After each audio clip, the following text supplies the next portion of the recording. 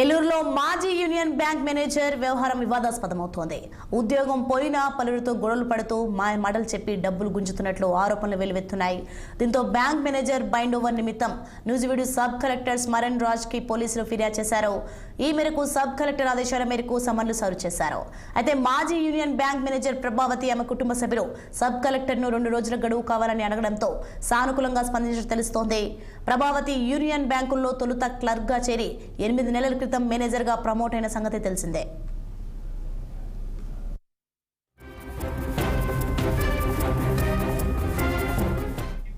అయితే సీతారాంపురం గ్రామానికి చెందిన యోగేశ్వరరావు అనే వ్యక్తి తన 383 గ్రాముల బంగారం బ్యాంకులో కుదోపెట్టారు.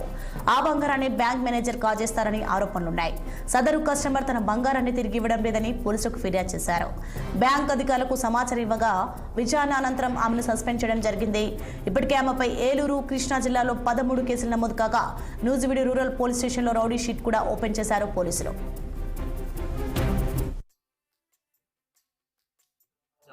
జరిగింది అండ్ అదే ఈ ఇష్యూ సీరియస్ గా కన్సల్టేషన్ తీసుకొని నేను నోటీస్ ఇచ్చాను ఇమీడియట్ గానే. అండ్ సెకండ్ సాటర్డే అవడం వల్ల నేను ఇమీడియట్ గా హియరింగ్ కండక్ట్ చేయలేకపోయాను. అండ్ అందుకని ఇవాళ హియరింగ్ కండక్ట్ చేసి ప్రిలిమినరీ ఆపర్చునిటీ ఎవరైతే రెస్పాండెంట్ ఉన్నారో ప్రభావతి ఆవిడ వర్షన్ కూడా విన్నాము. పోలీసులు ఆల్రెడీ ఆమె మీద ఉన్న ఇన్ఫర్మేషన్ అంతా మాకు ఇవ్వడం జరిగింది.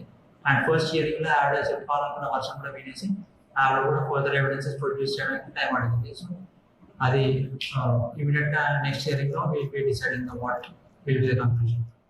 అదే పోలీసులు అంతా చెప్పారు నాకు, కానీ ఆవిడ జస్ట్ ఒక కొంచెం టైం పడి నేను యాక్చువల్లీ తన వర్షం కూడా